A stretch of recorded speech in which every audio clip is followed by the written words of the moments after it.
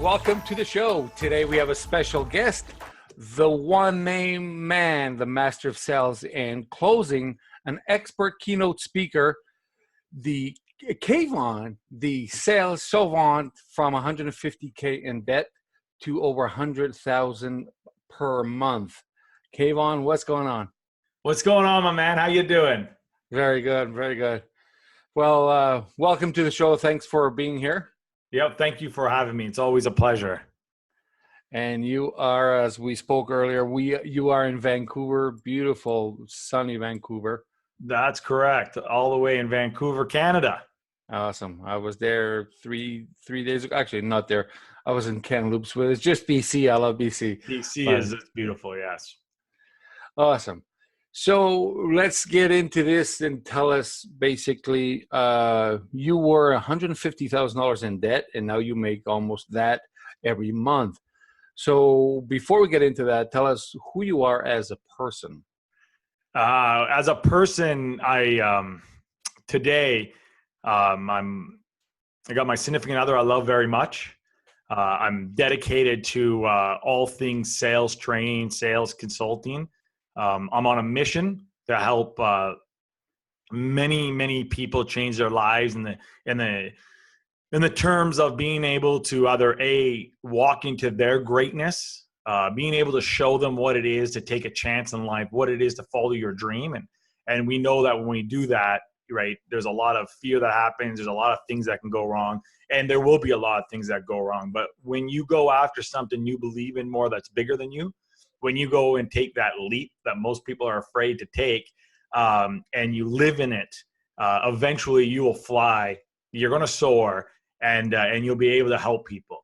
Now, one of the things I see a lot of time is people decide that they go, I want to help people. I want to change people's lives. It's what I want to do. But I always say you're never going to be able to change anyone's lives unless you change yourself.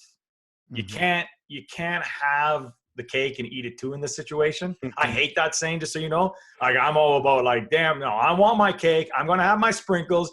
I'm going to have the sauce, and I don't want to share it, right? And I say that just to kind of go against the that quote. But there is a moment in your life where you got to make decisions, and you're going to your convenience and your conviction will not live on the same block. They'll never live in the same area code. So you're going to have to either stay where you are, being convenient, or you're going to have to get inconvenienced and have conviction so you can grow. And for me, I'm here helping people, coaches, consultants, service providers, learn the art of selling, to learn the art of connecting so they can get their message, their services to the masses. Nice. So where did your expertise come from, and how did you get started? So I got started in the online business about 4 or 5 years ago now. And before that, I was a pharmaceutical sales rep. Mm-hmm. I was the number one sales rep for the largest company across the country.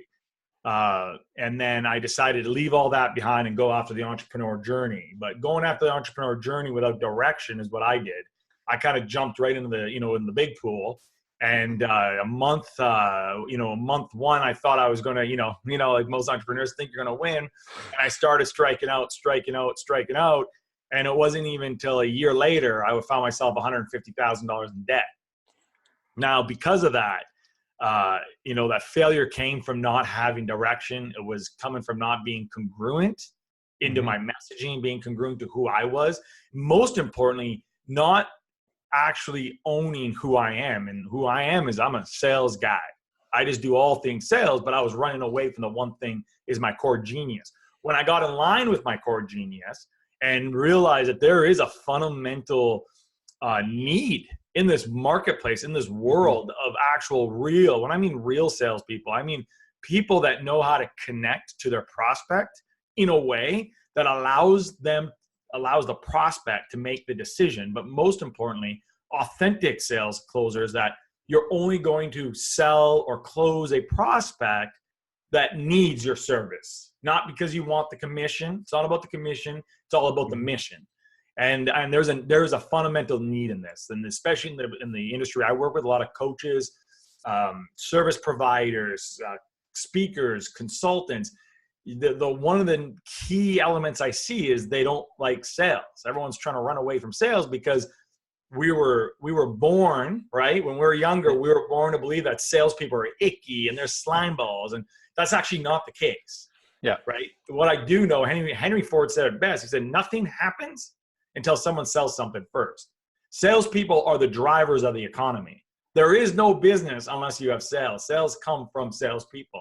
So I'm out here trying to, really change the message and the understanding of what actual real sales is. And sales isn't about selling a product, isn't about selling a service. It's about having the ability to connect and ask the deeper questions so you can connect with your prospect in a way that allows you to make the effective decisions of where they need to go, of what they want, of where they need to help them in their future. And the reality is that we are, no matter if you think you are or not, you are always selling something to somebody, right?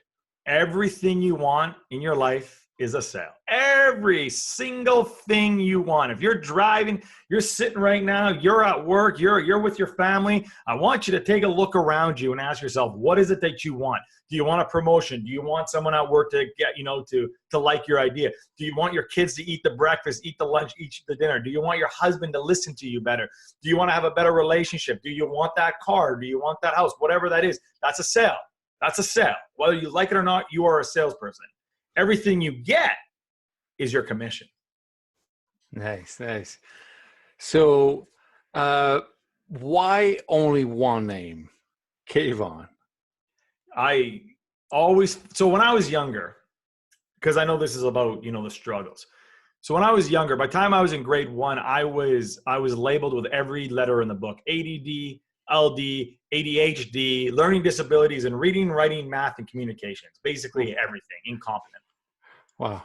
And I was always labeled as the stupid kid. And throughout all of elementary and high school, I was bullied, ridiculed. The worst were from the parents and the teachers themselves, labeling me and telling me that I'm not good enough. By the time I was 19, I was told that I was in university, a place where they said I was never going to be. They said there was no hope that I'd ever get there. I got myself to university. I was told by one of my university counselors that if I was smart, I would leave. That I would never graduate from high school, university, because I'll never do it, and I should go back and work in the factory. Now, I've always been kind of the underdog. I was always been told that I couldn't do it, and I've always been, and I always believed, for 30 years, I believed I wasn't good enough. I believe I didn't have self-worth. I started to believe what they were saying about me, because everywhere I go, I was always kind of the outcast, or I was kind of the one that was always getting in trouble, or the one people were always talking about. And then I realized, through all my tribulations and struggles, that there's a reason why they never, there's a reason why I never fit in the school system. There was a reason why I was never with the masses, why even on the football teams and the skiing team, I still always had this struggle. There's a reason why in corporate it never worked with me. And it's because it isn't because I'm not good enough. It isn't because I'm too stupid. It's actually because I'm supposed to be great. And I'm meant to be great. And I'm meant to stick out of the crowd. And when I realized this, and not in an arrogant, cocky way, I've actually realized this, and this is my calling. Like, this is what I'm supposed to do. And instead of looking for the validation of others and the validations of all the people that said I couldn't do it, and I just looked within to get the validation that I needed for myself, which was evidently always there, I realized that I never want to be labeled by my, by a last name or by two names. I kind of just thought KAYVON. My parents gave me a beautiful name. I think KAYVON's a unique name. Yeah. In my culture, it means Saturn, right? And to me, I want the world to know me as KAYVON. So that's why I kind of go with KAYVON.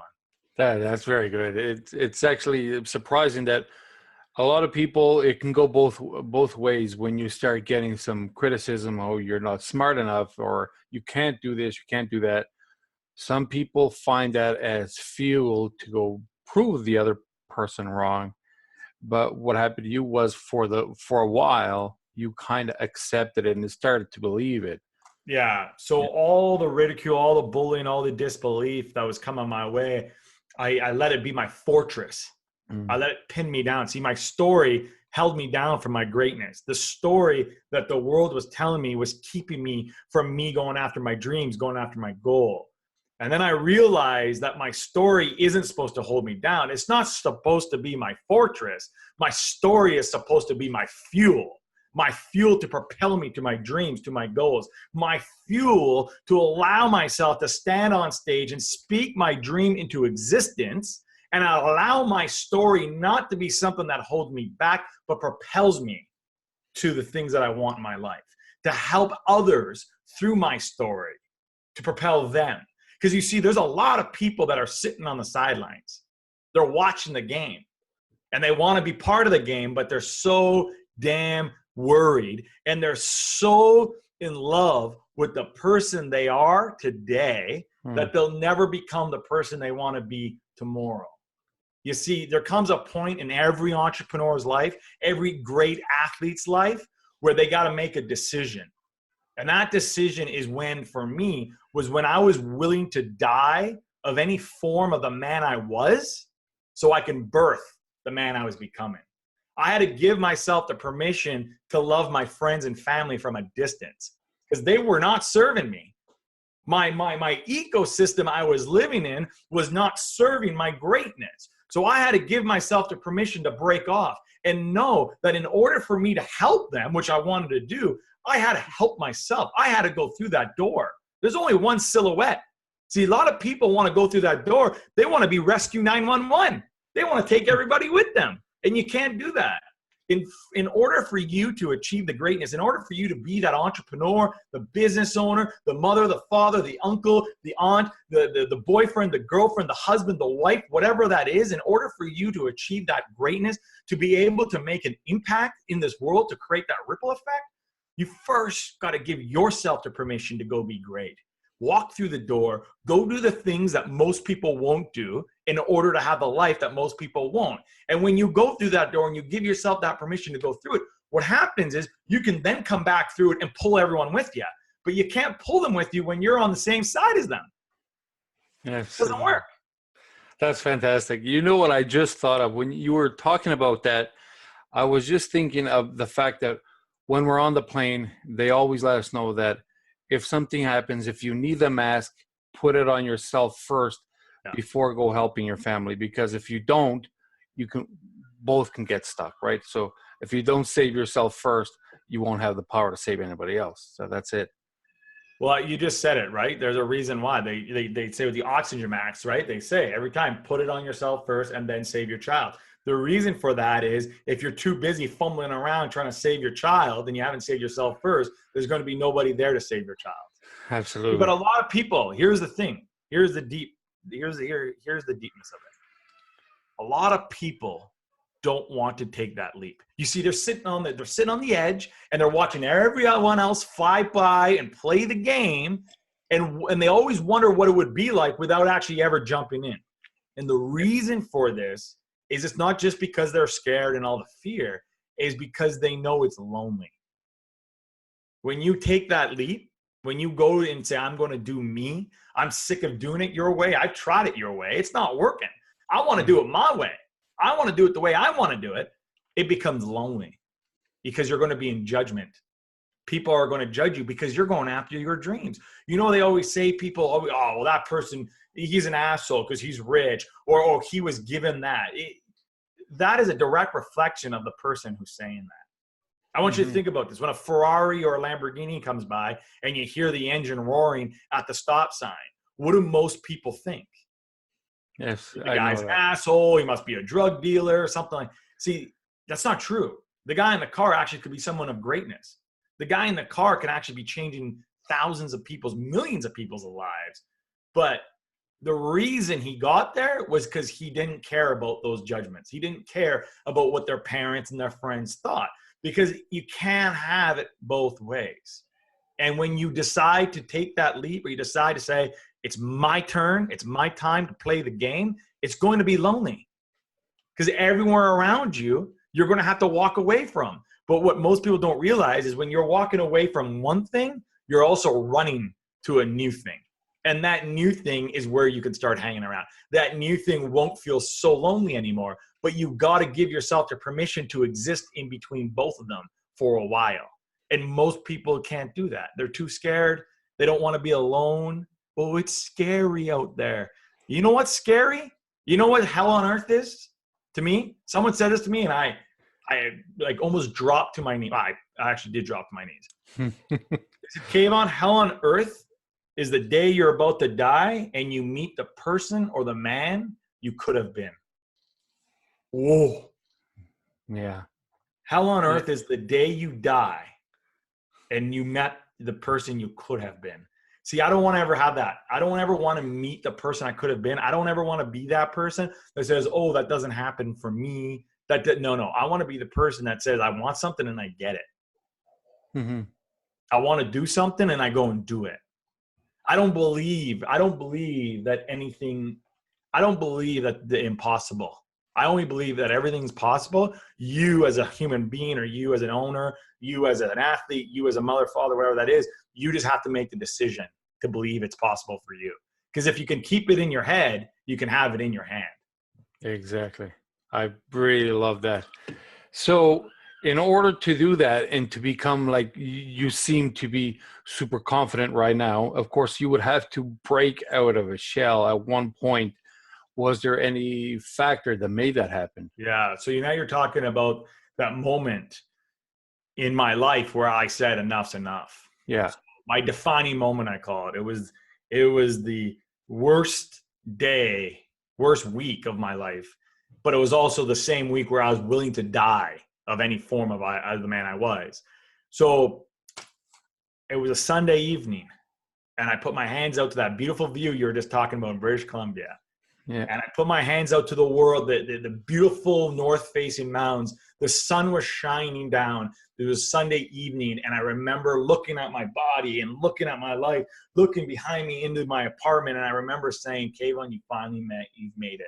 You have a great job. You're in the best shape of your life. You have a great relationship with your friends and your family. At that point, I was dating someone. I thought, that they were going to be the one. All of it. And then Monday morning came.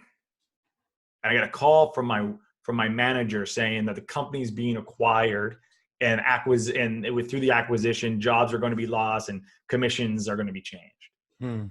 Later that afternoon, where I once looked at my apartment for the first time in my life, I looked and finally called it my home.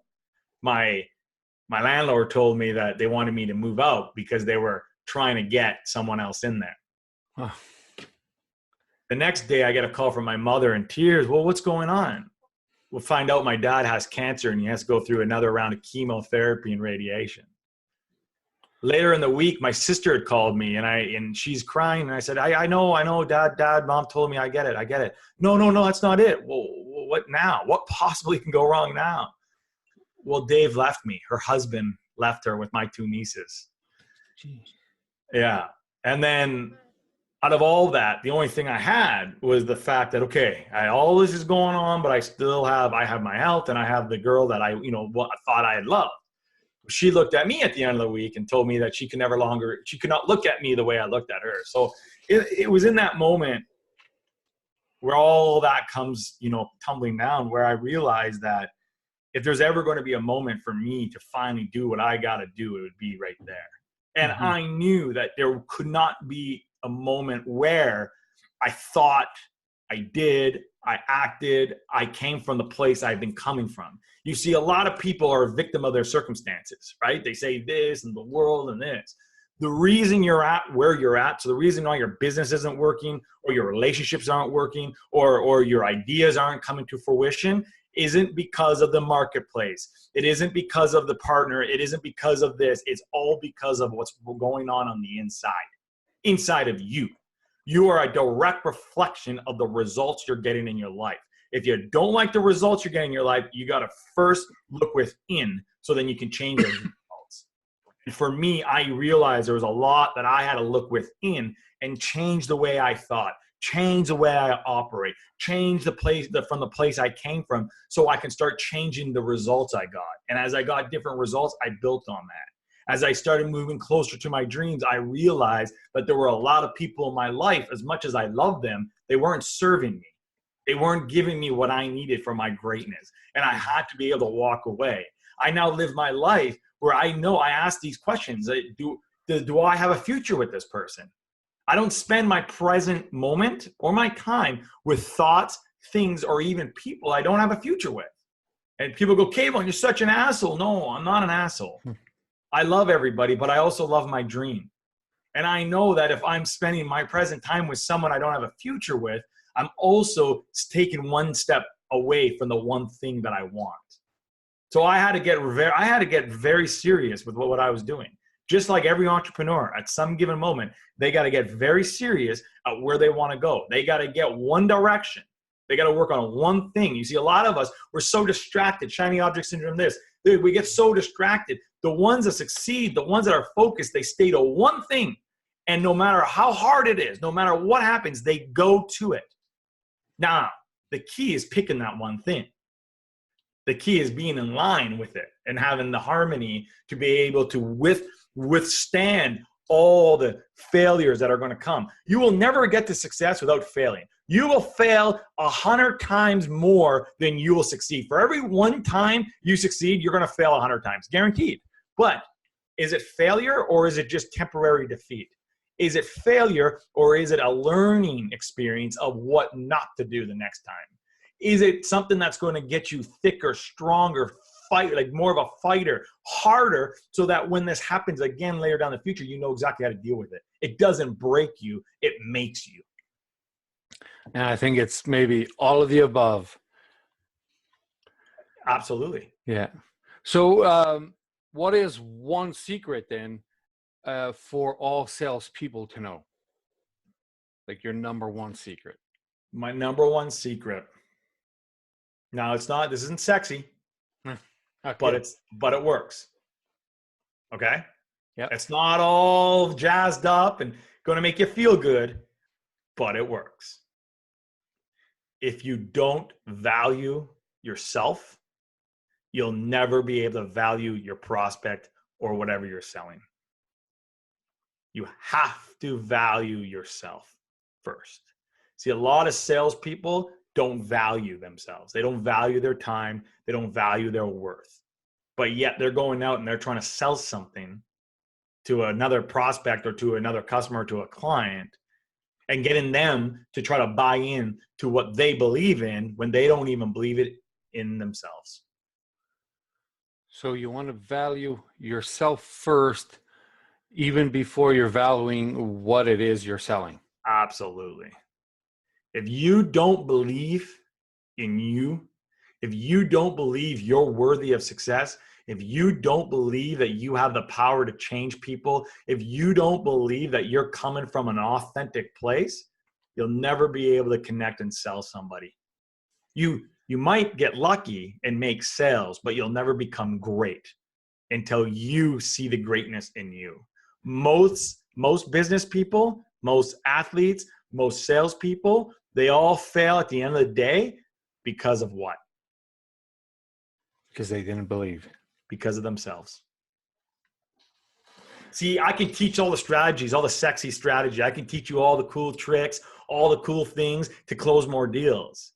Mm-hmm. But it's never going to actually work until you are closed on yourself. Until you have conviction, the clarity and the certainty. Conviction, clarity, and certainty. Am I absolutely certain that I'm in the best place, best possible solution for my prospect's problem?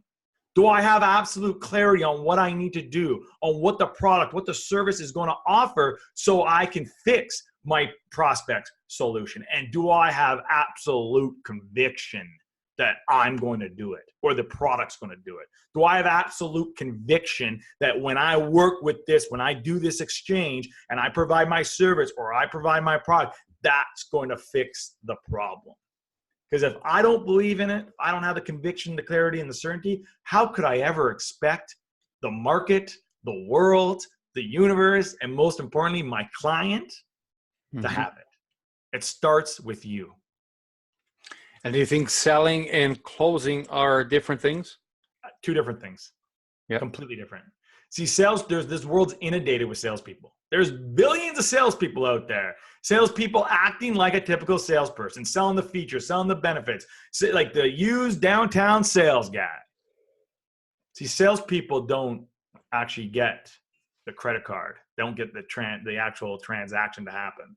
A closer doesn't sound like a typical salesperson. A closer doesn't sell the features and the benefits. A closer connects to the prospect. A closer asks the right questions to get to the result faster. A closer knows when the prospect's lying. A closer knows how to get the actual transaction, so get the credit card over the phone or in person right there. A closer doesn't allow for objections to handle. A closer brings in the money that drives the economy. A closer brings in the sales that bring in the profits to grow the business. A closer brings in his commissions to live his dream. Man, that's so fascinating. So before I let you go, I know you've read now over 400 books. You did over 800 presentations. You spoke at over 100 different stages throughout the world. You were even called to speak at Harvard University at the Business Expert Forum. Yeah. Besides all of these places, where else can people find you if they want to? Yeah, I always, I'm not for everybody. I say this, what I do is not for everybody. And I'm cool with that, because I know in life, and I'll tell you as a business owner, when you are picking your clients, in order to be effective, you got to be selective. Mm-hmm. So I'm very selective of who I work with and who I can help. But if this is for you, you've already known it was for you because, maybe 10, 15 minutes ago, you're like, I want to work with this guy. If KAYVON can help you and serve you best, you can find me at KAYVON.com. That's KAYVON.com. Awesome. Perfect. And that would be the best indirect spot to find you. From there, you get all my social, everything. You can write me a personal email. My personal email, KAY@KAYVON.com. Perfect. There you go, everybody. K@KAYVON.com. That's it. KAYVON, thank you very much for your time. I know it is worth a lot. Your time is worth a lot, and I really appreciate it. I appreciate it too. It's always a pleasure being on here, and let me know how I can best serve you and your community as well. Yes, sir, I will. Thank you. Thanks for subscribing to Fail Fast Podcast. If you enjoyed the show, please leave a review and visit failfastpodcast.com for show notes, Quinn's social media, or even to tell us your story.